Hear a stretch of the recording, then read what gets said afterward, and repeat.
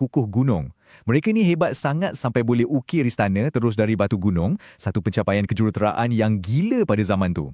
Jadi tak heranlah mereka percaya mereka lah raja di bumi ni, malah angin pun kononnya tunduk pada arahan mereka. Dari sinilah datangnya kebanggaan melangit tu. Dan keangkuhan ni, ia diwariskan dari satu generasi ke generasi yang lain. Orang-orang tua mereka, bila tengok anak-anak muda angkat batu besar, mereka akan cakap dengan bangga, tengok tu, anak-anak kita pun boleh buat gunung tunduk. Kesombongan tu dah jadi macam darah daging mereka.